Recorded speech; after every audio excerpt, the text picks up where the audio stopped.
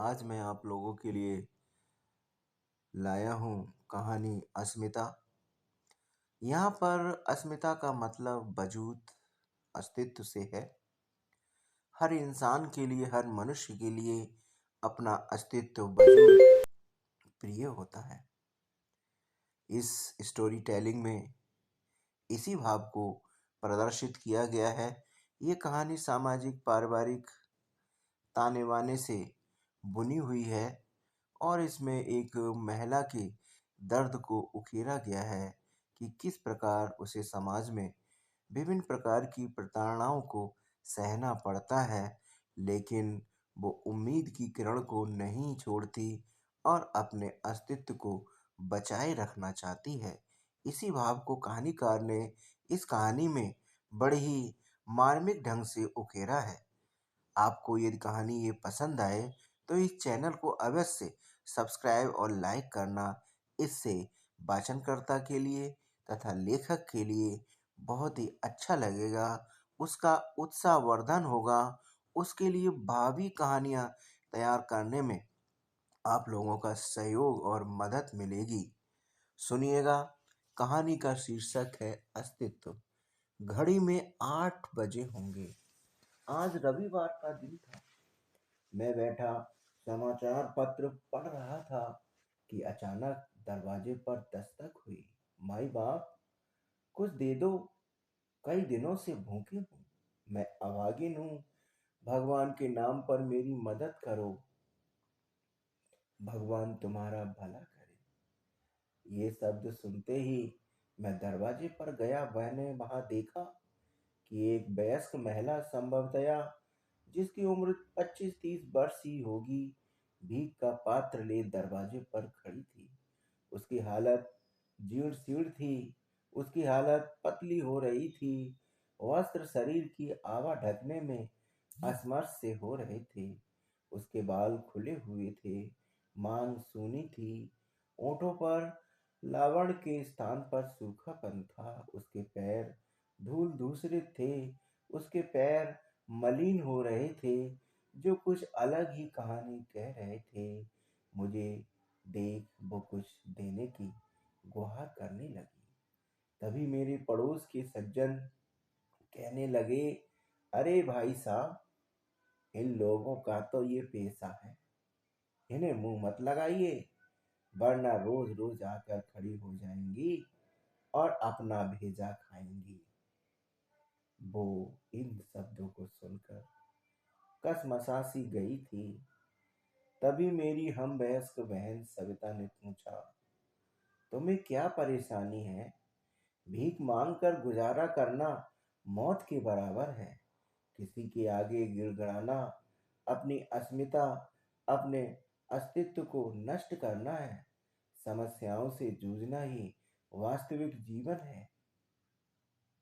तभी उसने तबक कर जवाब दिया था, क्या करूं मेम साहब, 2 साल से पहले मेरा ब्याह सिरौना गांव के पीतम से हुआ था।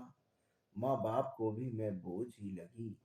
मेरे पिता के पास कोई खास जमीन तो थी नहीं, जितनी जमीन थी वो भी गांव के सेठ के पास गिरवी रखी थी।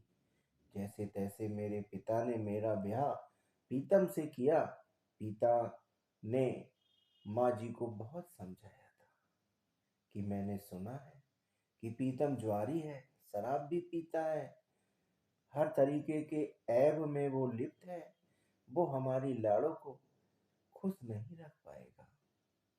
पिताजी ने माँ की आवाज को बरबस दबाया था और कहा था, मैं कौन सा दूध का धुआं हूँ, आज के जमाने के ये शौक है। और फिर पीतम हमें 5,000 रुपए भी तो दे रहा है, साथ ही हमारी देखभाली का वचन भी दे रहा है। इससे बढ़िया दामाद नहीं मिलने का। इतना सुनकर माँ शांत हो गई थी। उसकी अंतरात्मा को दबा दिया गया। मैं चाहते हुए भी पिताजी का विरोध नहीं कर सका थी और मेरा ब्याह पीतम से हो गया। इतना कहकर वो सिसकियां भरने लगी। तभी मेरी बहन सविता ने सांत्वना देते हुए कहा, तुम्हें हिम्मत से काम लेना चाहिए। विपरीत परिस्थितियों में भी घबराना नहीं चाहिए। तुमने अभी कहा था कि तुम्हारी शादी पीतम से हुई थी। क्या पीतम कोई काम धंधा नहीं करता? करता होता तो क्या मेम साहब, मैं दर दर भटकती। वो मेरा पति महज मुझे खरीदा हुआ समझता था। इज्जत देना तो दूर, दो बोल प्रेम के भी नहीं बोलता था। वो तो मुझे गुलाम समझता था। मुझ पर तरह तरह के अत्याचार करता रहा। मैं चुप रही, लेकिन उस दिन तो हद ही हो गई, जिस दिन उसने शराब के नशे में धुत होकर मेरे मासूम बच्चे को पीटना शुरू कर दिया।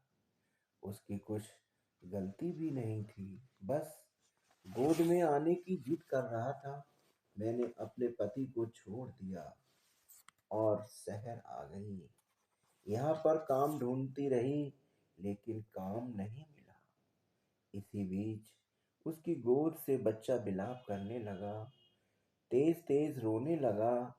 वो बार बार अपनी माँ की आंखों में देख रहा था।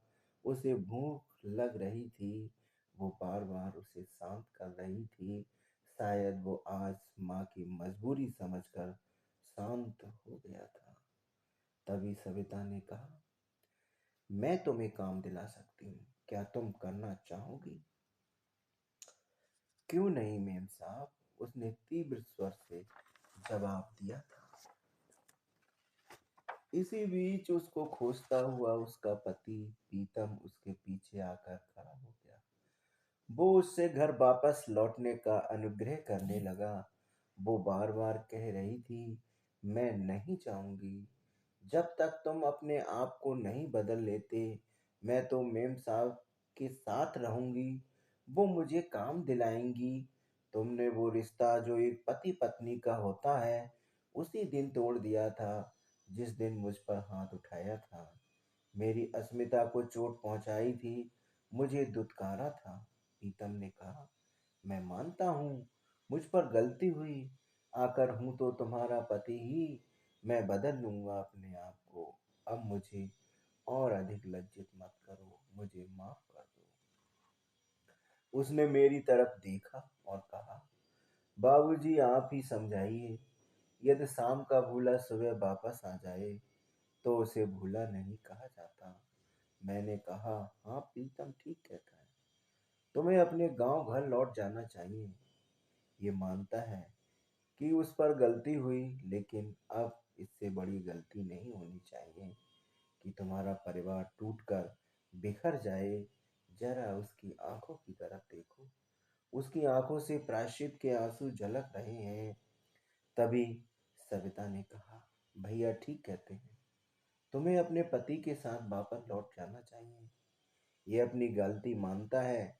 मुझे विश्वास है कि तुम्हें ये अब कभी शिकायत का मौका नहीं